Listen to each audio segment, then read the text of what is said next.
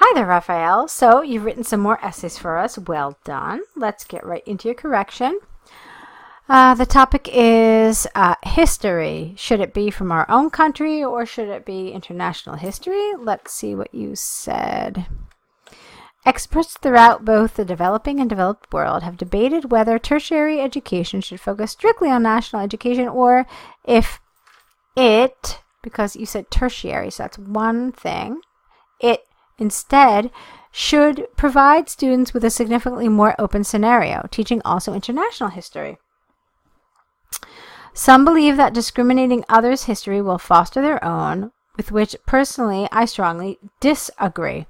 This essay will argue that history is such a complex subject that it, you're missing an it here, necessarily needs to be approached taking into account what happened locally, but also the entire context, interactions, and dependencies among countries.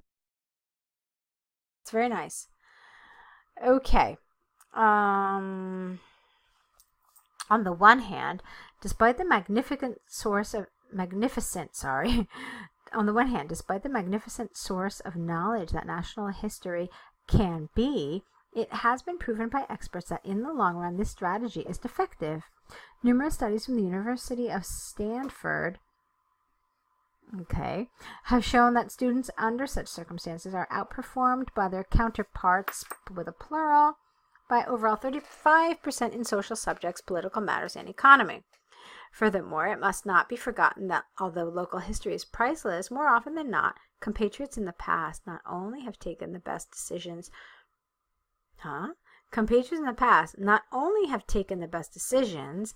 but their ideologies have been dramatically biased. I don't understand this. What do you mean compatriots have not only... All right, you know what's happening? First of all, you've got a double negative here, which makes it difficult. Not only have not taken the best decision, but they're... Okay, so it's not... This isn't clear to me. I don't understand why we're talking about this. I don't understand what you're trying to say, so it's a little confusing. Consequently, what students learned, if they were taught their own history, would undoubtedly be shoddy and partial. Okay, basically, I think I know what you're trying to say. The way you expressed it with this double negative is a little confusing. And it's just not clear. You needed to expand on it. You needed to explain it a little more. I know what you're trying to say, but the thing is that with this exam, the examiner should not be making mental leaps. You have to connect the dots for the examiner. So sometimes it means that your writing has to be really, really kind of obvious, okay? All right. Moving along. On the other hand, there is ample evidence of cultural interactions and governmental dependencies that have been created along the last centuries, not only among countries. I really don't understand this. What are you trying to tell me? That there, you know what I really wanted? I wanted to hear that there is ample evidence supporting the need for history education that is more international in scope. That's the kind of topic sentence you needed here. Okay? Thus making evident the need of analyzing the whole spectrum of historical information. Take, for example, the history of Colombia.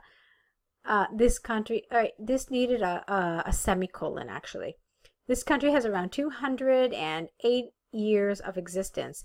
It was born in 1810, at which point the independence was proclaimed. However, its history would be dramatically repressed if educators in universities and colleges limited their lectures, plural, to solely what happened within its borders during these 2 centuries. In fact, there is an endless list of international factors, such as military alliances among Venezuela and Ecuador in the independence process, or the economic boom in the U.S. Therefore, there is more than just the own history. So in order to understand history thoroughly, it is paramount to see outside the box. All right, I like this paragraph. It's strong. You have some really good arguments.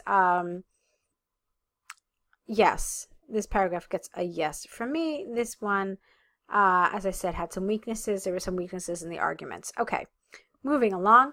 From the arguments and examples given, I firmly believe that history in universities and colleges should be taught, careful with your spelling here, in a very comprehensive way, taking into account not only their own history, but also international one. That's awkward. But not only their own history, but also international. And then it's enough. You've got this ellipsis here. Should this happen, surely prospective graduates will be considerably more prepared. Okay. I liked it. I pretty much told you what my issues with it were. The development, the grammar was good. The vocabulary was good. You had some nice elements. It was cohesive. Just be careful when you're developing your arguments. All right, fabulous. Let's go on to this task 1. Bar chart.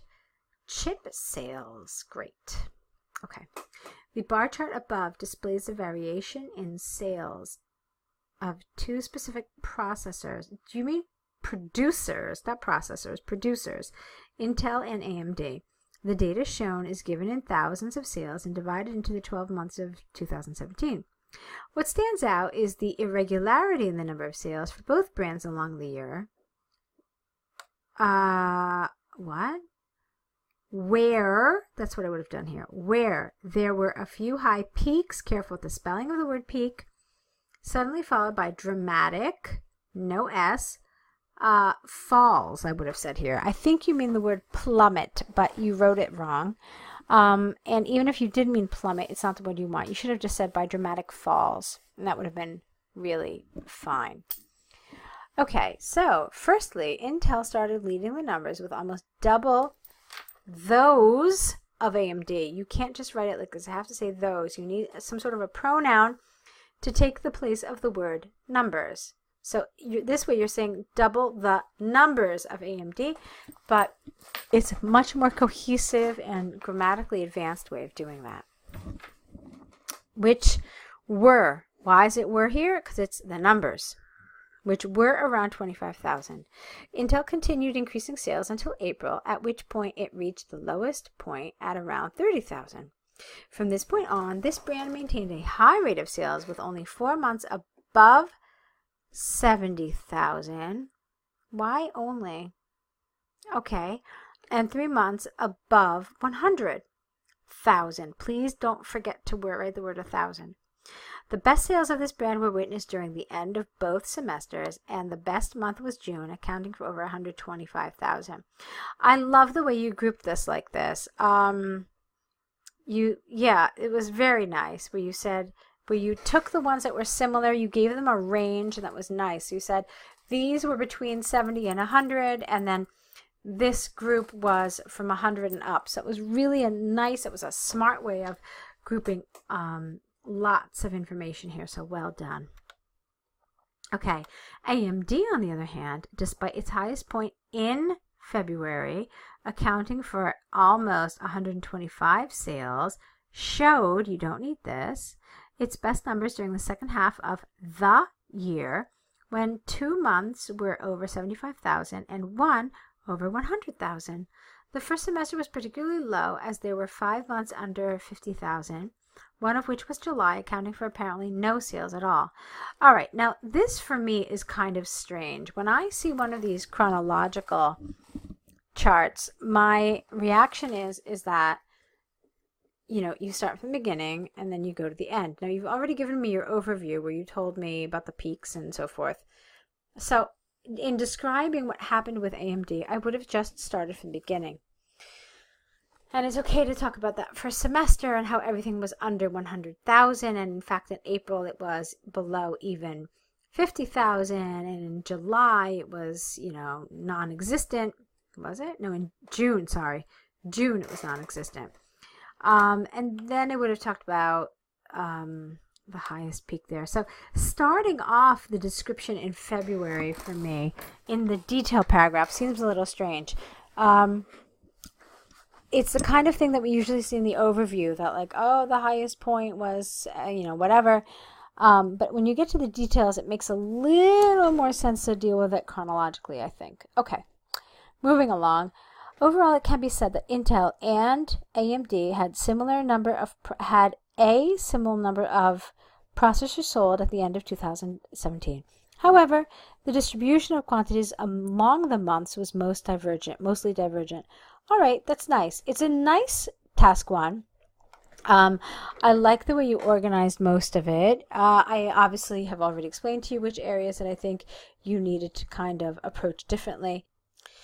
But it is good. Like I said, I thought it was strange that you started with February. I mean, I would have started, I guess here. And I know you're probably thinking, well, I already talked about it here, but it's okay. I mean, just tell me what those numbers are. And then you know what you could have done here, actually? You could have said that AMD started the year at around 25,000, but by the next month, it increased, let's see, 5-fold.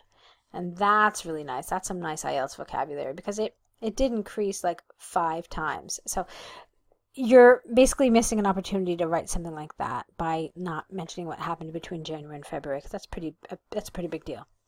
All right, but nice job here. You've done some really good work. What I need you to do now, obviously, is to correct these essays. Write the errors on your error correction list. Send them back to us with your next essays. We'll be here. We'll be waiting. So good luck, and I can't wait to see what you have to say in your next essays.